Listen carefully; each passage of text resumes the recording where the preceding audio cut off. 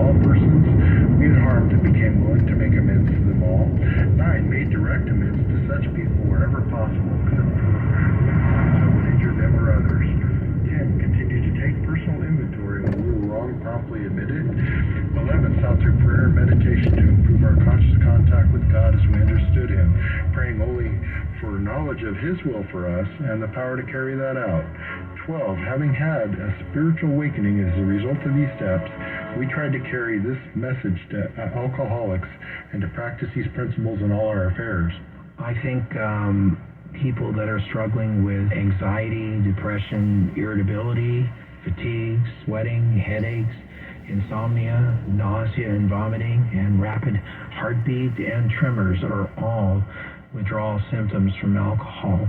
And what I understand, and tell me if I'm wrong, is that when you have heavy drinking and you've been drinking at high levels for a long time, you should have someone or some program that will help you to recover and to stop drinking. It's hard to stop drinking on your own. That's statistically, I would have to agree. And if you have some of those symptoms, it's very important that you do seek medical advice. I would say if you have the shakes and the DTs, we call them the DTs, and you're shaking and sweating and hallucinating and stuff like that. In my case, I had some sweating and a little bit of shakiness, and the DTs and all that kind of stuff. That didn't happen to me yet, but we have a saying, yet means you're eligible too. That's just one of those yets for me. If I would have continued on the path that I was on, surely I would have probably started blacking out and going through the physical withdrawals that a lot of people do. I'm very blessed that I was able to get into a 12-step program soon enough and stick to it to prevent that from happening. A person that is an alcoholic will have a lot of difficulty and a lot of internal resistance due to the physical dependence on the drug, I would imagine, to say, hey, I've got a problem, I need to correct this problem. Then I think, this is just me, I think around me, the feedback from people around you would become very important to help you make that decision that, hey, my life is unmanageable, I'm out of control, and I need to do something about it. Would you agree with that? You would think, but what happens is that the hardest part is most alcoholics experience denial. You look at somebody else, a lot of people think of the old man in the trench coat under the bridge with a bottle of wine or whiskey, and as it turns out, it can be anybody. It can be your next door neighbor, it can be, a relative or somebody close to you, and it doesn't matter. When they're ready to quit, they're ready to quit. At a young age, alcohol can affect a person's brain development. Apparently our brain is developing till you're in your 20s. And if it does affect your brain, then it's possible that you won't get that back. I understand. Is that true? That is very true. There's a syndrome called wet brain, which there's no recovery from. But the one thing that I can say happened to me is that as I built that tolerance up, I developed the phenomenon of craving, which means if I have one drink, I have the allergy, the phenomenon of craving, and I can't stop at just one drink. They say if it's hard to stay away from the first drink, try staying away from the second drink. And once you're an alcoholic, you're an alcoholic. It's just like a cucumber. If you turn a cucumber into a pickle, it'll never become a cucumber again, and that's the way that my brain is wired. I think that's probably the way it is for most people. So in summary, you've been very forthright with sharing your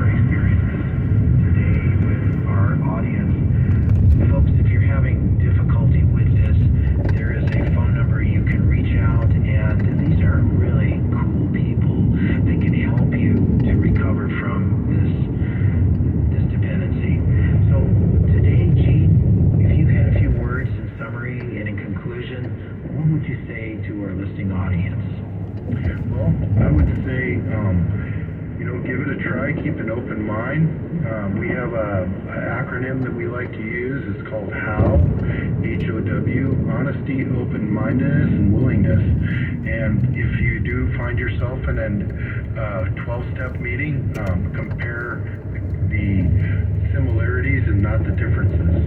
Because for me, when I first started going to a 12-step program, I tried to compare myself to other people and how bad I was, and I'd be like, I'm not that bad yet.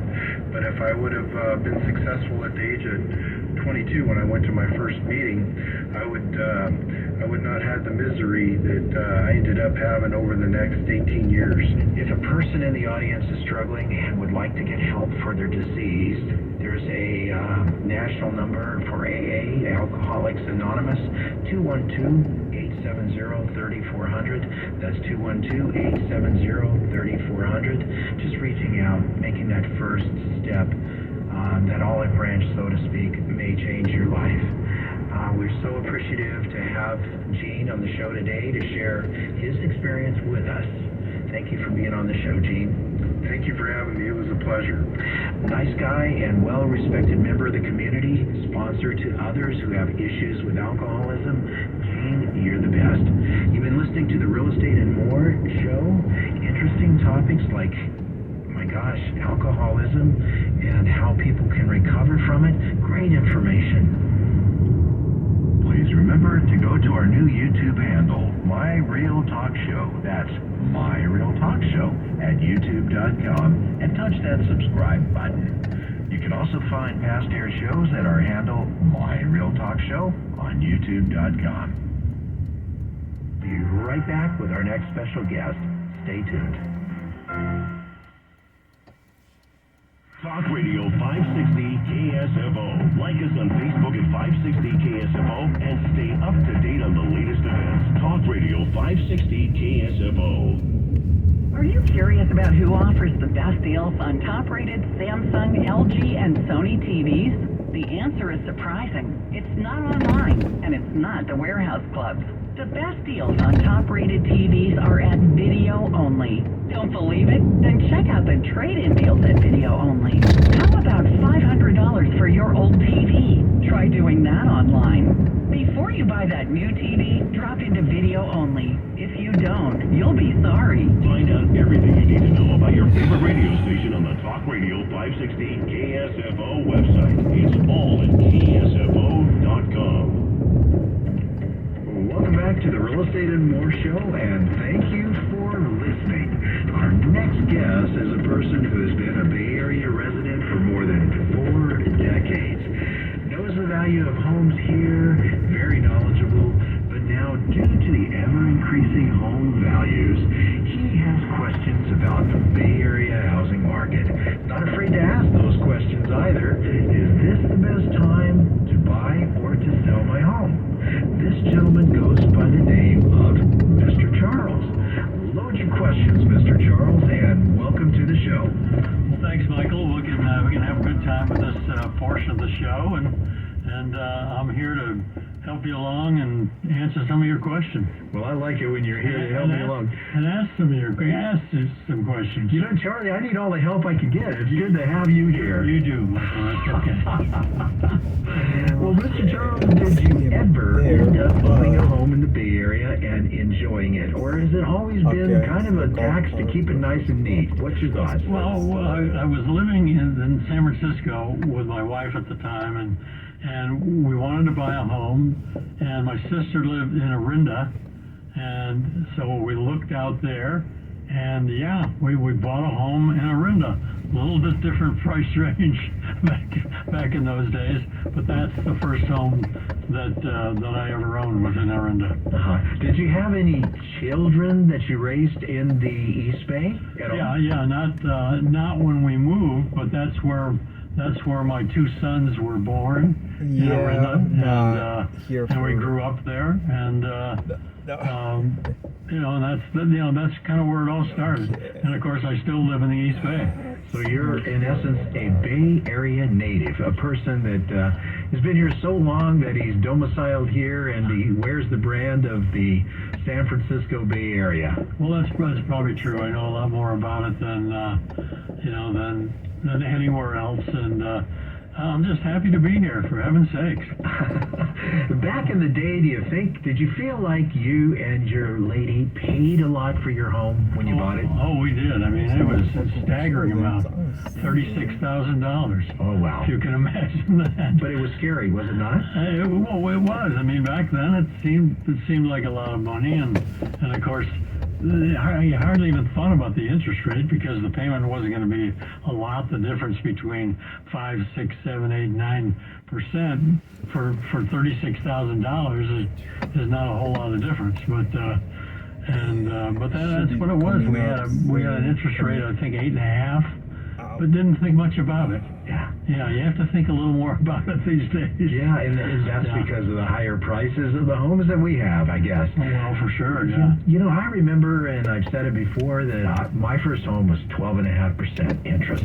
Yeah. And I didn't think a whole lot about it at the time. I just wanted to know that I could make that payment. That's all that mattered, not sure. get thrown out. It's a little embarrassing to get thrown out of your home, but, you know, things happen in life. And I do remember it wasn't seemingly as big of a deal back then as it is now. Our buyers are just overwhelmed by looking at 6.5 to 7%. They think that the end of the world has happened. Don't you agree? Well, yeah, maybe so. It's a lot different than back in the day, and of course the prices of houses. I was just thinking not too long ago that in where we lived in Orinda, for the price we paid, if it was now, we could buy the entire neighborhood. You know, little bit funny the way things have changed, is it not? It's a lot different. It sure is. Well, you had a question for me, I think, and I'm sitting here ready for it. Okay, well, I thought we would begin with a little perspective. And let's say you wanted to buy it, you know, kind of a typical house now in the Bay Area. Let's call it $1.5 million. You put 20% down, that's $300,000, wherever you get the $300,000. So you want to finance $1.2 million in today's world with a 30-year fixed mortgage. Let's say that's going to be around 7%. 7% now compared to what it would have been not that long ago at 3%. What's the difference in the mortgage payment about? It's a lot of money. That's a lot of money. Okay. It's a lot of money. You got that down. But the important thing to realize is that the 3% was the lowest ever, you know, that in my 6 decades of looking at it, as well as looking back at the historical numbers of it. And I don't think we're going to see, you know, 3%, 2.5% for some period of time. We're just not going to see it again. So the buyers have to look at their own game at the time, the game being what is the market, what is the mortgage market, and what do they have to pay to borrow money, what are they going to pay as rent on the money. So, you know, let's live in the real world, and the real world is 6.85%. Payments on a $1.2 million loan at 6.7585%, and they're about $7,700 a month, principal and interest. A bit more than you'd be paying at 3%. Oh, good, yeah. Yeah, and I just don't want to think about it too much. No, people don't. I have one of those low mortgages, and I don't even like to think about it anymore. What would what we'd have to do if we had to refinance at 7% or whatever it is. But just hold on. Which we don't. So just hold on to it, Mr. Charles. That's the easy answer, Michael. Yes, sir. If now you work with a lot of sellers, a lot of buyers, just a lot of people, and if you're working with a seller, let's say, then how do you determine what price to price the house, and then if you're working with a buyer, and then what price to pay? How do you kind of balance all that out a little bit? Well, first of all, with the seller, what we do is we go in and do a comprehensive what we call a market analysis. And we go through a little bit of the same process that an appraiser would. We would take a look at the homes that have sold in that exact area within the last 90 days, or we can expand that a little bit if it needs to be in order to get enough comparison. So we look at the homes that are sold, we look at the homes that are pending. That means that they're in contract for sale, and then we also look at the number of actives. We take a really close look at that and say, well, the home that we're going to sell, what do we have to do to match it closest to those? We make adjustments, and then we take a look at the actual market itself. What month are we in? What seasonal time of the year? Are we going to get more sellers right now? Are we going to get more buyers right now? Has the interest rate dropped 25 basis points to where the money is a little bit less expensive? And then we come up with a number as close as we can to what we feel that the value is worth. We do the same thing for buyers, and we also take into account the condition of the property, which is very important. Do you get very many people that, let's say their home is, you have a selling price of $1.5 million.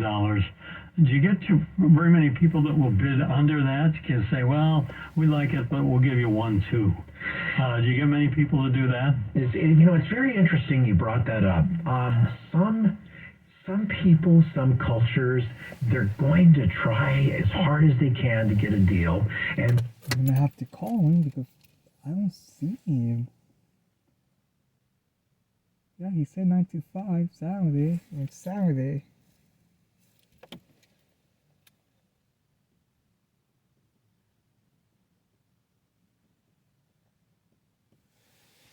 I don't know where he's at, but let me.